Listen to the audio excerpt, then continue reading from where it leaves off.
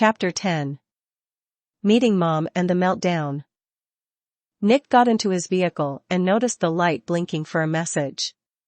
He noted the unfamiliarity of the caller but saw that it had a Kentucky phone number. He had hoped it was Becca updating him, but more so, his teacher reaching out to him. When he played the message, he dropped his head in shame. She was apologizing to him, worried about him, when it should have been the other way around. He hurried back to his grand's to beg for her forgiveness, with the objective goal of finally doing the sacrificial love that she had taught him about that first night, and he was going to do it right. He saved the contact number as permanently in his phone, just as her heart was permanently in his. He raced back to Franklin, and yet the ride seemed to be an endless highway with no exit. This was the longest ride of his life, and he was chomping at the bit to apologize and take all the blame on himself and relieve her of another burden. She already had enough that she put on herself. He wasn't going to be one who did that to her. When he pulled into his grandparents' driveway, Nick looked at the house, needing a little help from above, and shot a quick glance upward. He closed his eyes. God, I don't deserve her, and Sean's right. Help me get this right and be the man she needs. Grow me up, God. Gran saw Nick's vehicle in the driveway and called up to Katie from the bottom of the steps. Kate, dear, Nicky's back. I told you he would be. Katie came running out of her room, flew down the steps and slammed open the front door. She stood on the porch as Nick approached, and about halfway down the driveway, he stopped when he saw Katie on the porch.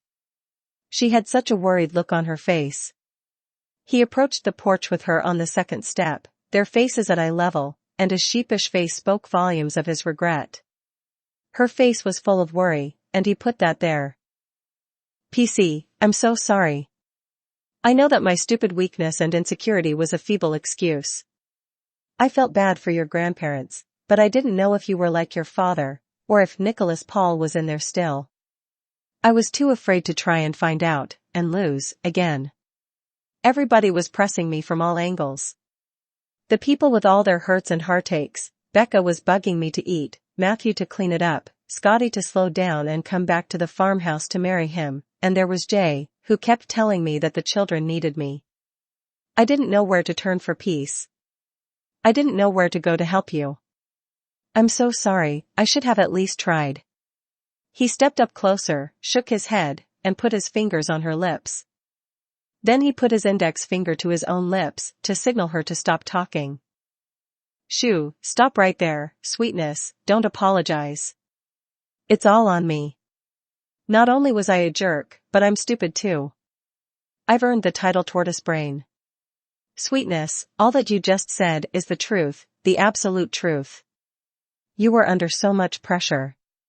Rescuing me from my own stupidity should never have even been a thought that crossed your mind. Sean threw me up against his wall and knocked some more sense into this moronic head of mine. His voice cracked. I was my own worst enemy, and all that I did was my fault. Do not let yourself take any responsibility for that. But I hurt you, I pushed you into the bottle. Nick shook his head and put his fingers on her lips, to stop her. No, you did not push me. I jumped with both feet. I was the one who overdosed on the drug Hollywood, like you said. I bathed in everyone's worship of me. I got so full of myself, I was an ass. I didn't listen to Sean, or any of my family. I was a big shot. I knew my drinking was getting out of control. I could have stopped it, but my stupid human pride didn't want to admit it to anyone else that I screwed up. Katie interrupted him. But I broke my promise, I didn't come back to you. Nick moved in closer. He put his index finger under her chin and lifted her face toward his. Teach, you didn't do that out of malice, sweetness, you did it out of fear, and I was an idiot to not understand that earlier in the forgiveness field. I was the one full of malice, and you were just afraid. I gave you reason to be afraid, and I did break your heart, even though I promised not to. I'm the promise breaker here, not you, and do you want to know what I was beside a jackass and a promise breaker? What? A complete doofus and a tortoise brain, and do you want to know why? He curled up one side of his mouth in embarrassment. Why?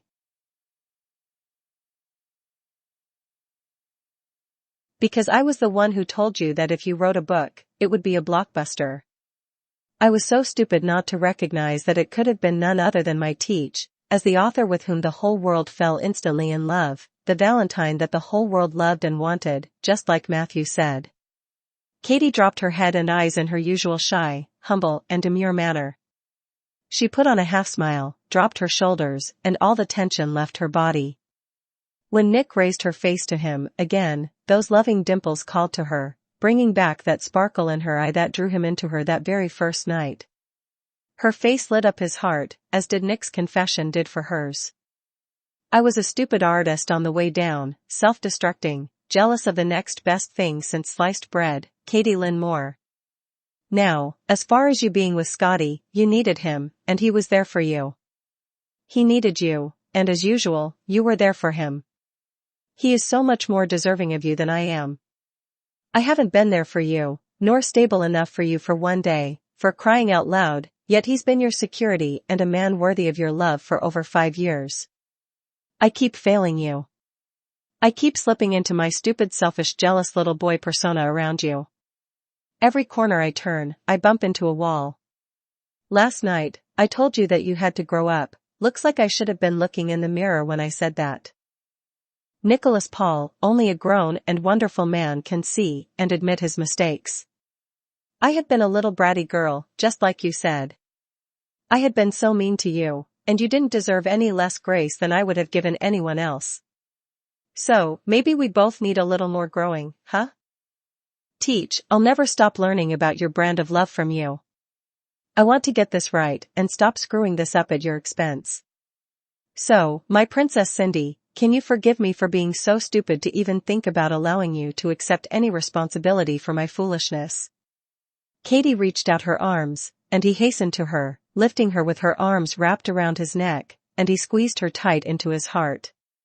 She buried her head into his neck, and he did hers. She cried into his shoulder, and he into hers. Oh, PC, thank you for forgiving me. There's nothing you need forgiveness for.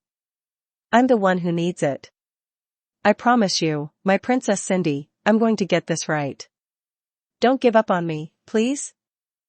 My PC, you are the finest in oil-based modeling clay, and the potter is creating the most wonderful work of art in you, but like all works of ceramic art, unless it goes through the firing process, it remains dull. Sweetie, you're going to come out remarkable when you're done going through the firing process, and I can't wait to see the finished product. Nick took in a huge breath, and the biggest jolt he's had since that day in the cottage. His eyes watered at her confidence in him. He pulled her back into him. Thank you, my teach. So, now is this going to ruin our friendship thing? He asked into her neck. No, it'll only make it better, she said.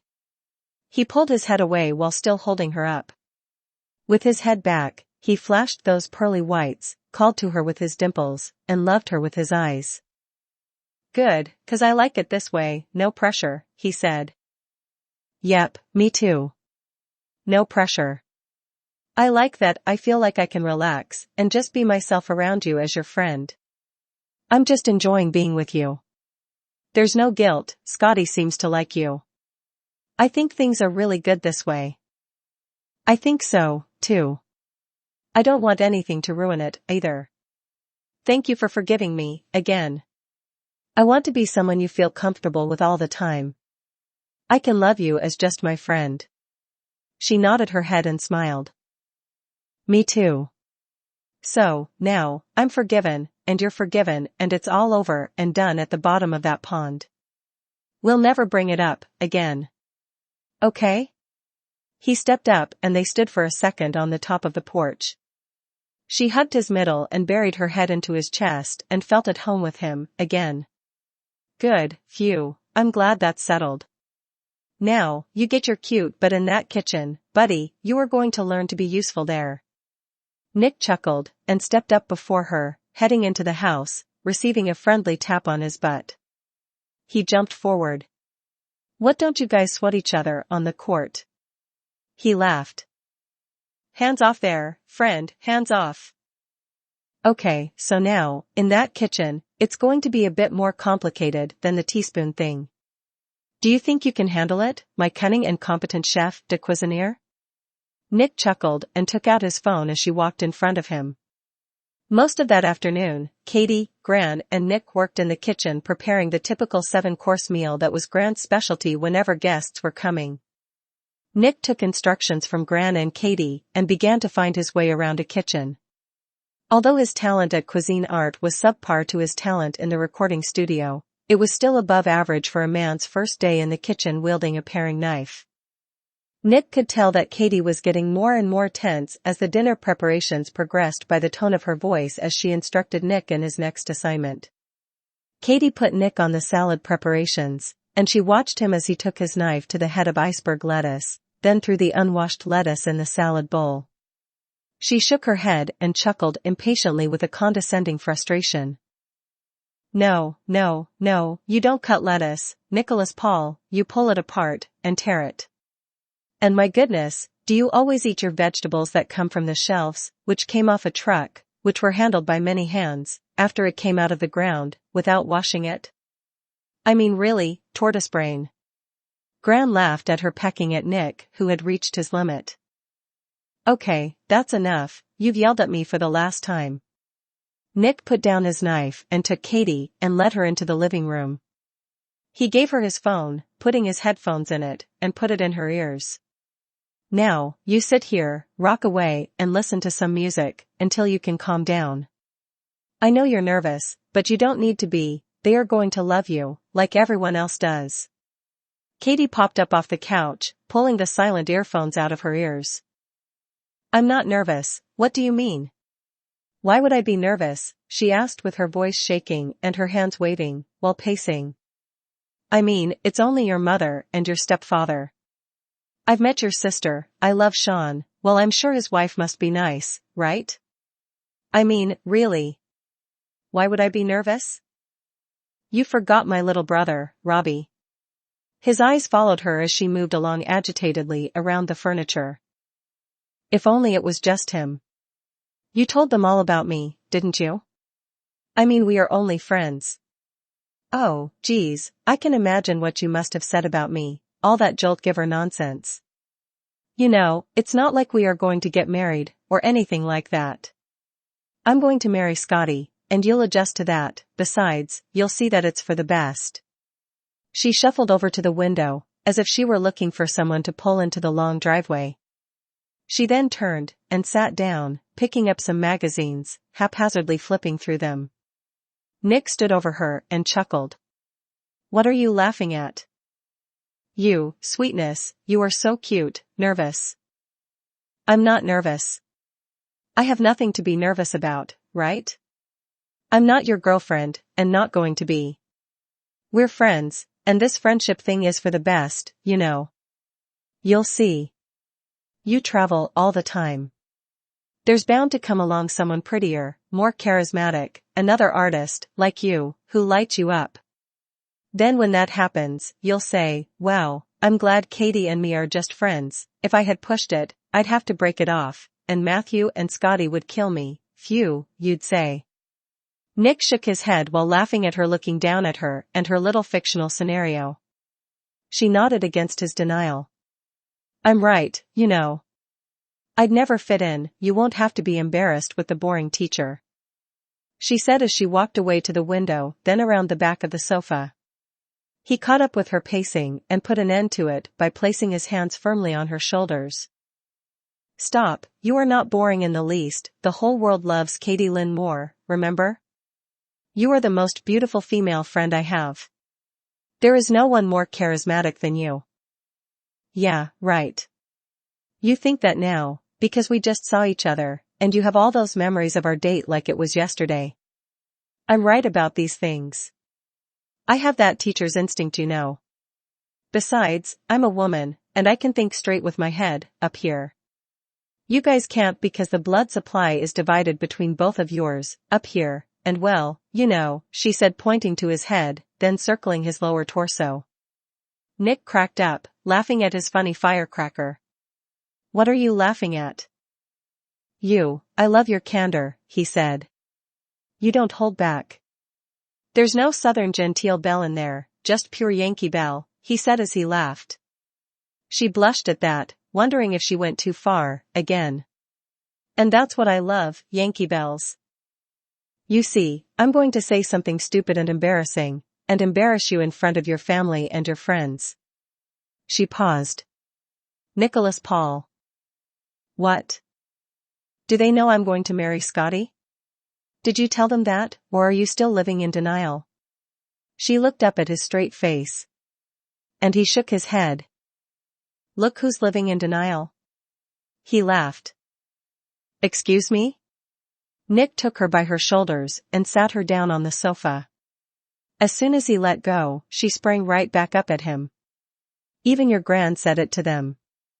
Oh boy, I'm screwed when I have to break the news to them. She waved her hands in the air and began pacing around the sofa, again. What did my gran say? She said that the family wanted to come over and meet Nikki's girl. You have to straighten them out, 'cause, Nikki, we're just friends. He rose, caught up with her pacing, again, and stopped her cold dead in her tracks, by putting his hands on her shoulders with a tight firm grip. We're not going to be even friends if you call me that one more time, Kat, now you got that? His face was tight and firm, and she pulled in her bottom lip. It was all he could do, to keep a straight face, but when her pouty lip went out, his dimples broke through, forcing him to laugh and smile. Okay, now we're even. Relax, it's going to be fine. Actually, we're not. If you add up all the times you called me Kat, you're way ahead and I'm going to have to call you. He put his fingers to her lips to stop her. I didn't know you didn't like it, so anything before today doesn't count. He jutted his chin out to her. She then sensually kissed his finger, while it was at her lips, that stopped his smugness in its tracks, and caused him to take in a huge breath from the jolt, which in turn gave her a ginormous shiver. PC, how come you're not arguing with me? She sat down on the sofa and Nick came and sat next to her. She held her head in her hands with her elbows propped up on her knees. He sat forward and looked down on her. About what? I've said I'm going to marry Scotty, at least 3 times and you've not argued with me, nor begged me not to, like you used to. What, do you want me to marry Scotty now? She crooked her head toward the side and looked up at him. Nick could see the fear in her eyes that maybe he would dump her. You're starting to see that I'm right, and that's why you're not arguing with me, about me marrying Scotty, aren't you? She nodded, and waited for an answer, but held her breath, afraid of his answer. I'm not arguing with you, because we're friends, no pressure, remember? Now, come here, my friend, and just relax. He pulled her back by her shoulders and held her tight to his chest. They are going to love you. They want to meet my new friend, Katie Lynn Moore, because they've all read your book, and they loved it. You know my sister has adored you forever. Andy loved you, and after Mom read your book, she loved you enough to read it a second time. Oh, great, now they think I'm more than I am? He laughed at her jittery babbling. Why are you laughing at me? She looked up at him with her facial muscles all tense. He put his hand on her face, to calm her. With his giant hand on her thin face, he caressed her cheek with his thumb, and she started breathing deep with want of his lips. She wanted him to just devour her with his lips, and she would have given in that easily. So, then you want me to marry Scotty, now? That's what this friend thing is about, right? He laughed, noting her hypocrisy. She wanted to deny them as lovers, yet she feared he would actually do that. I don't want you to marry Scotty, and Princess, he's not going to marry you, anyway. She popped up out of his arms and sat sideways facing him. What makes you think so? He took her hand and put it to his chest, and pulled the side of her head into his chest so that she could feel his heartbeat. He took her other hand and put it to hers, which was beating faster than his now. He rubbed her hair, letting his fingers run through the soft waves. Their locked gaze caused them to pant for one another. When we don't do this to each other anymore, if that day ever comes, then he'll marry you. Now, we're friends, and we're taking things slow, he said in his deep breathy voice. She pulled away from him and sat forward. Then she turned to face him. What things? There aren't any things to take slow, right? She whimpered back, sucking in air between the questions. She blinked rapidly, trying to squelch the tears from her want of him. Nick was silent. He pulled her back to sit next to him. They both looked forward and there were a few seconds of silence. Your mother is going to hate me. That's crazy, why would you think like that? Katie popped up off the sofa and started pacing. Because moms always hate the girl that, she stopped. The girl, that what? Nothing, she said, trying to skirt the issue. He got a hold of her shoulders. He looked down, lovingly into her eyes. The girl that stole her son's heart? He asked, showing her that she was that girl. That's not what I was going to say. He slanted his head and curled up one side of his mouth, showing off only one dimple. Oh, really, and what were you going to say? She looked up at him with an embarrassed grin. That's what you were going to say, isn't it? No, I meant to say the girl that became the rival author to her son, yeah, that's it. Nick busted a gut. Oh, so the saying goes that mothers always hate the girl that becomes her son's rival author? I didn't realize that was a common cliché. He nodded and chuckled. Well, it is. So there. She paced back and forth again before he stopped her. He got her by the shoulders, again. You really mean, the girl that stole her son's heart, because that's what you've done. He paused, swooned her, and then backed off a bit. But no pressure. She shivered when he said that in his rich baritone sexy voice. He backed away, leaving her reeling. She let out a huge breath of want, and started pacing, again. He came up behind her, led her back to the sofa, and sat down with her. Sit here, stop talking, and just relax, right here in my arms. It's all going to be fine. Close your eyes, breathe slow and deep. Katie drew in a deep breath of Nick's love. He held her tight as he started humming to her Cindy's Magic. She closed her eyes, and he threw in a quiet second stanza and then chorus, calming her. He went into the bridge and the final chorus, and he felt her shoulders drop, relaxing. This was her song, the one that he wrote just about her and what she did to his heart. She moaned, "Oh, I love that whiskey-smooth baritone," she said softly. Like a fleece blanket wrapped around your brain? Katie popped out of his arms. You remember that? Are you kidding? That's gotta be one of the best compliments I've ever heard. Katie leaned back into him as he began to hum the Jolt Giver's Touch. That's going to win, you know, for sure. Song of the year, I'm sure of it. Nick chuckled while he sang to her. She pulled away from him as a little fear entered her mind. She sat forward and felt around in her back pocket as if looking for her phone. Damn it. Where is it? What?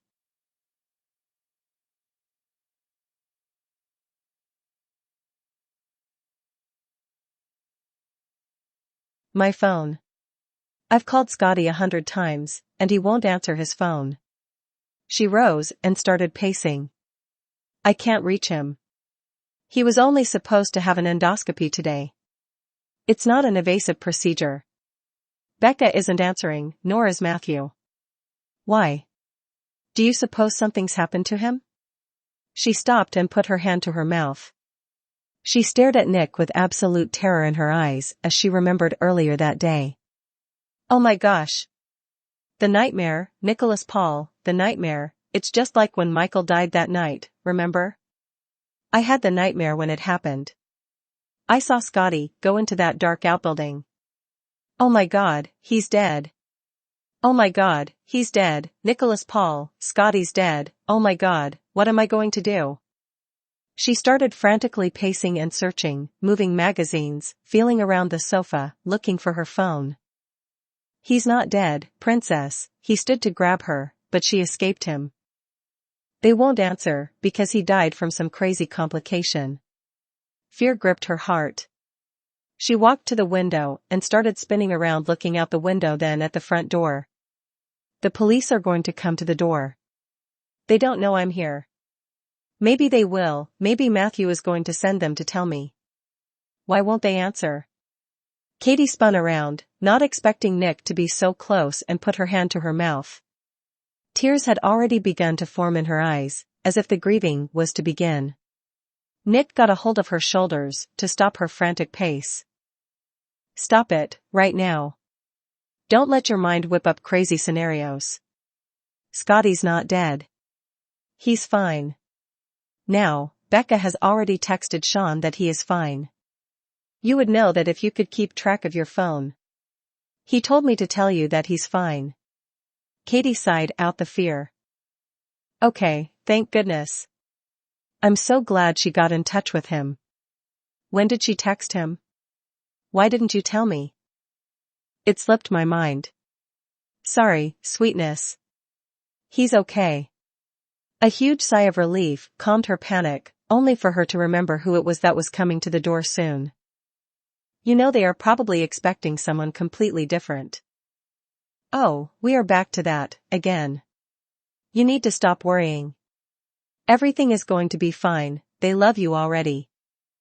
Nicholas Paul, really a cop and a schoolteacher, that makes much more sense, doesn't it? I wouldn't have to worry about disappointing Scotty. His friends know me. I'm going to finally give him what he wants, after all this time, and now he doesn't want me. She then sat down and put her head in her hands and started whimpering. What's the matter, Teach?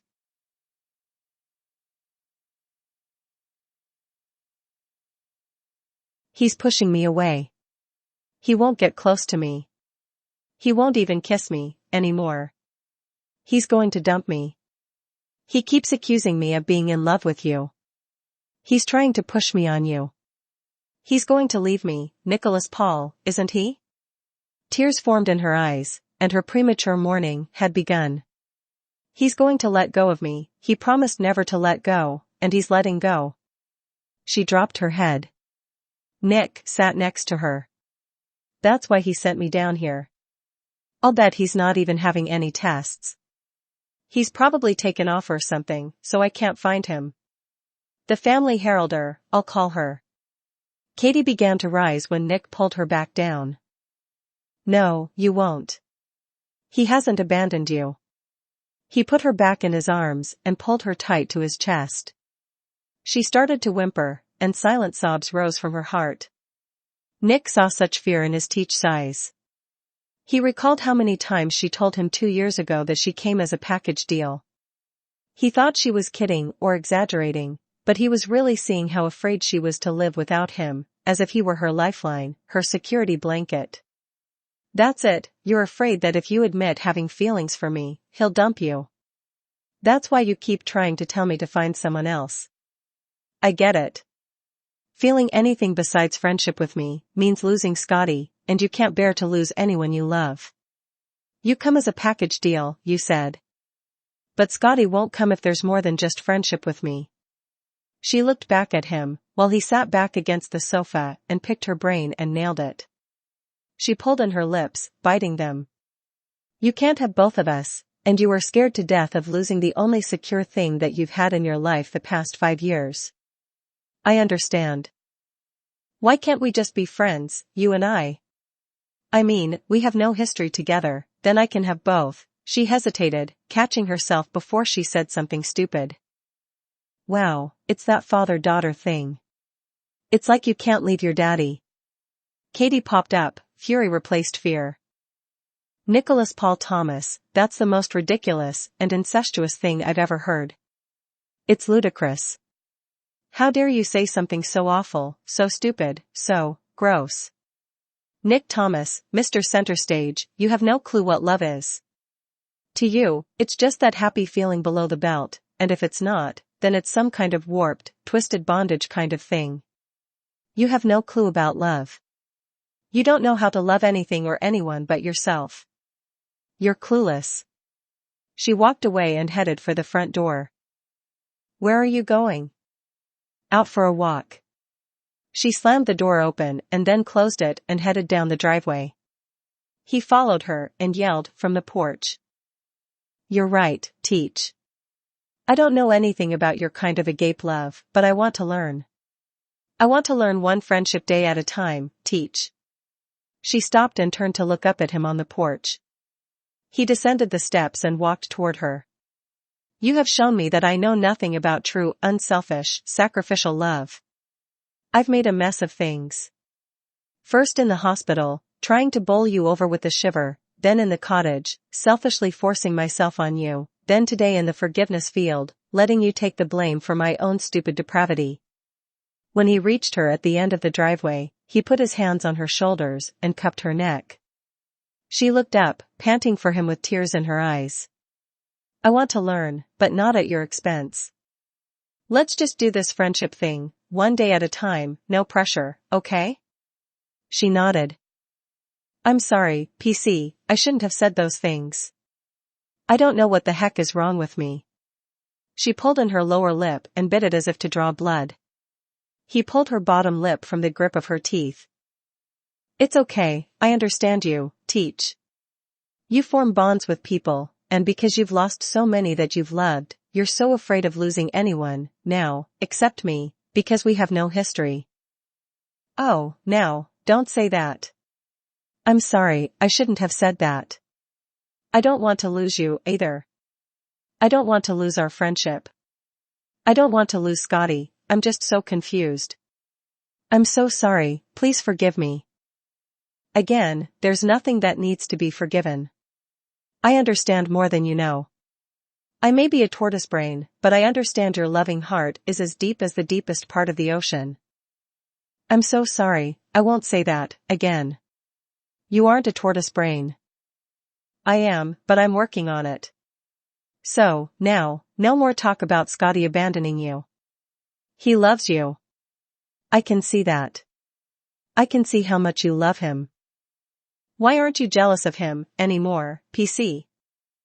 Because I've talked with Matthew and Gramps, and Sean, and so many other people who are helping me see how your love for Scotty is different, and I'm not threatened by it, anymore. We are friends right now. I'm going to learn about love from you as my friend. I understand now. I didn't understand then, but I do now. She put her head up against his chest. He put his arms around her. Scotty's going to be fine, you are going to be fine, everything is going to be fine, and my family is going to love my friend, Katie Lynn Peterson more. She squeezed him tighter. Cover me, Nicholas Paul, cover me. Hearing those words gave Nick a huge love-filled and grateful jolt. He waited so long to hear those words. He wrapped his shoulders around her. Oh, Teach, he moaned. She pulled her head from his chest and looked up at his grateful smile. This meant she trusted him, again. She smiled and put her head back into his chest. Now, I know just the person who can help you sort some of these feelings out, Nick said into her shoulders. Katie pulled out and looked up at him. Matthew? Nick shook his head. Nope, someone even wiser. He took her and walked with her under his arm, back into the house, through the kitchen and out the back pathway. They heard Gramps humming while tending to Wanderer. No wonder Gran fell in love with that whiskey-smooth baritone voice. He sounds wonderful, just like you. Nick raised his eyebrows at her and pursed his lips in a teasing smile. What? Nothing, he said, noting her nearly admitting to having fallen in love with him by comparing him to his grandfather. Gramps, Katie's nervous about meeting the family. I thought maybe she could hang out here with you, and I'll help Gran in the kitchen. I'm not nervous, and if you go in there without me telling you what to do, we'll all get food poisoning or botulism, or something like that. Imagine putting dirty lettuce in the salad bowl, now you have to wash it out. Both Nick and Gramps chuckled. I'll wash out the bowl, you can stay here with Gramps. Hum to Wanderer, she loves it. I've heard you sing, you have a beautiful voice. When have you heard me sing? I've never sung around you.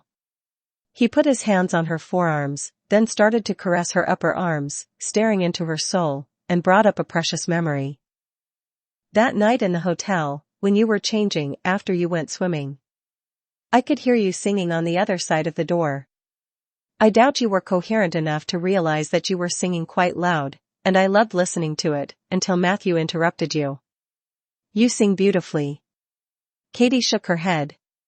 Nick walked away from her, and she looked back one more time as he walked away, feeling a little sad that Nick did not look back at her. He was putting distance between them also, just like Scotty was. Nicholas Paul was becoming an expert as a man in love, yet in control of his emotional output, and his physical desire for her, thus creating a deepening desire in Katie to draw close to him.